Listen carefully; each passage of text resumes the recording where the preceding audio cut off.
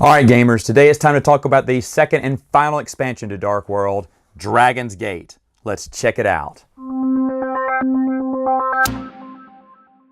Alright, so in this third and final expansion from Dark World, Dragon's Gate here, see we have this Golgoroth, the dragon, who looks just massively awesome. It's a great model.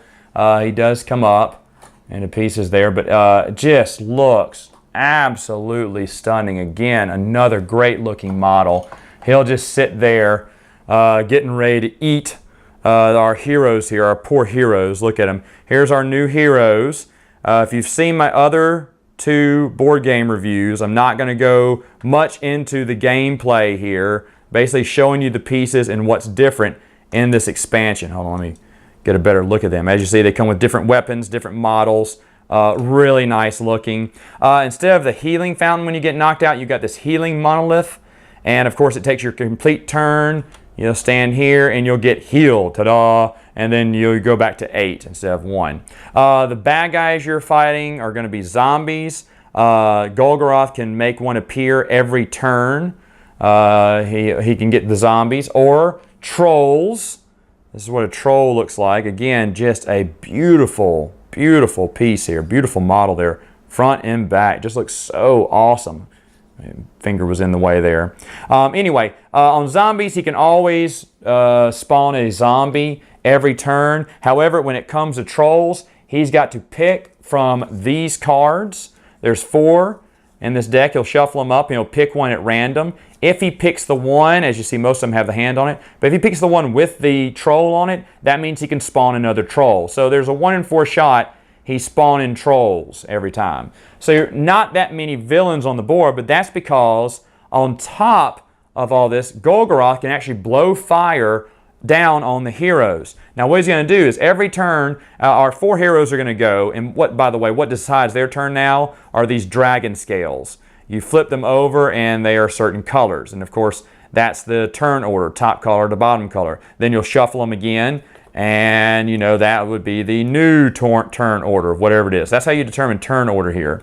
But every time it's Golgoroth's turn, he's going to flip over one of these dragon scales. You see it has eyes closed. One of these has the eyes wide open. And when he has eyes wide open, he's going to take a couple of die and he's going to blow fire down on one of these poor little heroes and roast them alive. And then, of course, he's going to reshuffle these and go through them again. So on top of just minor zombies and trolls coming at you, you're also going to have to worry about dragon's breath coming down on you as well. Now, whenever you defeat a troll, one of those trolls here, you're going to get to look into its bag. And trolls have several things in their bags. Sometimes it's nothing. Sometimes it's a gold coin. And then sometimes it's one of the weapons. The 4 new gold weapons that you can have in the game. There's the trident there. Let me show you some of these. And again, of course, if you have a gold weapon, instead of 2 die, you are now rolling 3 of those sword die. And so those are really nice. Of course, they are attachable onto the hero, so they can only get 1 weapon at a, per character. So that's his new weapon. Kind of looks like a hockey stick, but at least he's wearing it with pride. And that means you get to roll 3 die instead of 2 die. Now, as Golgoroth, when you respawn people, you can put them on any of these dragon icons. That's where you can respawn. So you can respawn villains just about anywhere on the board, except for the Skull of No Return. Once a hero goes up there, bad guys may not fight up on that platform. And also heroes may not return from the Skull of No Return, because that's why it's called the Skull of No Return. You can't return from it. But that's toward the end of the game. I want to hold that off for just a second, because I also want to say there are pathways that are leading behind the board. What's that? Well, if you're playing Golgoroth, let me just show you the excellent design once again. You can go into the Troll's Cave and grab a troll treasure too.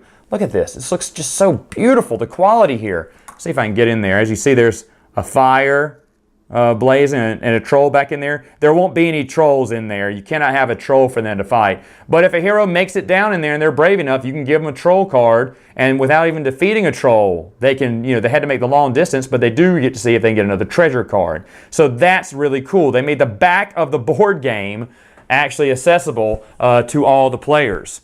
Now, once this is all done, you're fighting everyone. You probably got your weapons or whatnot. You don't even need all your gold weapons if you don't want to. But let's say you did, and you made it to the platform here. Well, now it's at the final battle. You are now fighting Golgoroth. And how you're going to do that, you're going to take turns. If each one of you are up here on this platform, let's say, and for one move, you're going to move over the bridge. That counts as one space. And you're going to come onto the platform, and you're going to roll and try to defeat Golgoroth. Now, of course, with a plain weapon, you're rolling 2 die. Gold weapon, you're rolling 3. As long as you get above a 2, you're going to hurt the dragon. The dragon has these attack cards. He has 6 of them, and you are trying to take them from him. Any roll over a 2, you get to take one of the cards. So, for instance, if you roll a 3, you get to take 1 card. If you roll a 4, you get to take 2 cards, right? Because it's above a 2. If you rolled a 6 and you get to take 4 cards, you really did some damage to him. Now, if you took all the cards, you defeated the dragon, and you're going to get bonus points and whatnot at the end. Same thing as you get gold coins and, defeating people. You add up your points to see, who out of the heroes won. But after that's over, then Golgoroth gets to attack. And then he's going to flip over one of these tokens. And they could be anything. He could claw you using 1 or 2 die. Or, really bad, he could blow fire on you using all 3 die. That's going to be a lot of hits you're going to be taking there. So the more you can take away from him and lower his options, and these are just shuffled randomly, so you could take a fire-blowing one, maybe a claw one, and another one. That'd be really nice. But either way, once your turn is over, you're blown back over the bridge, and you end your turn back on the platform. Now, Golgoroth can only win if he knocks out all 4 heroes. Remember, they cannot go past the Skull of No Return. This is the final battle to get to the Dragon's Gate and to get out of this nightmare of a world that our heroes have been through. And that is Dark World Dragon's Gate.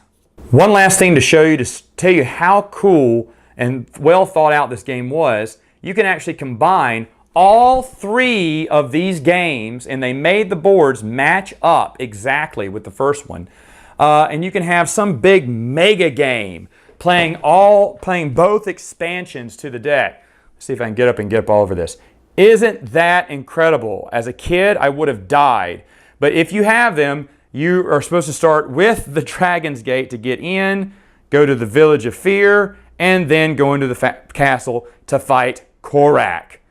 And that is a massive game called Dark World.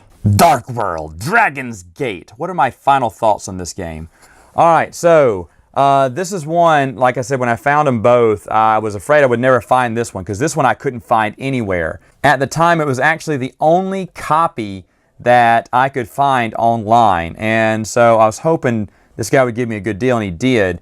And when I opened it up, this is a much smaller board, as you saw, but it looks just great. It's one of my favorite looking ones. Yes, this is another board game you can play on your own. You don't need the other 2 other board games to play this. You can play this on your own. Now, it would be kind of simple because it is very smaller. There's less villains, but the dragon fight is pretty epic, and the gameplay would probably be a little bit shorter because there's not much board you can go around. But they did that on purpose so you could combine them all together at the end. How awesome was that, right? It looked great to play all 3, and we've done that before. It's been really fun.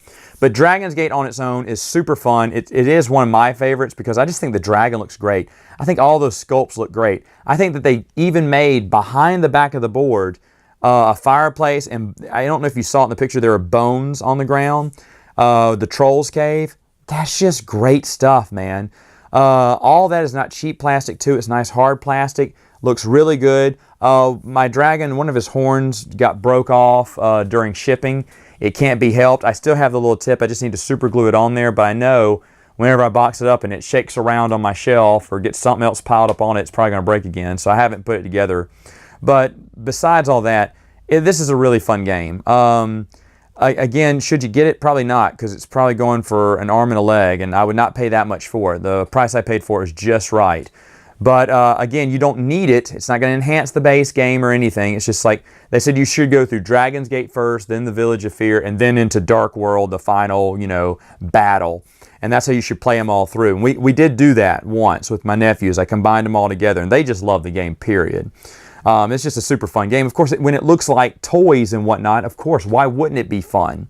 So this one, no difference here. Yeah, they kind of went a little cheap on who goes first, the tile, the dragon skin tile. I don't really like that. My nephews didn't either. I do, well, the healing fountain is now healing totem.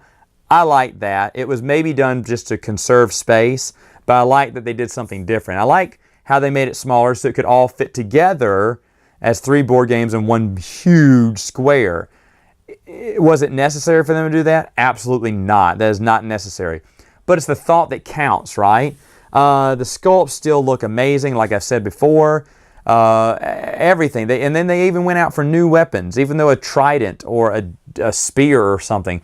Why would you attack a dragon with a trident? I don't know. Maybe you would.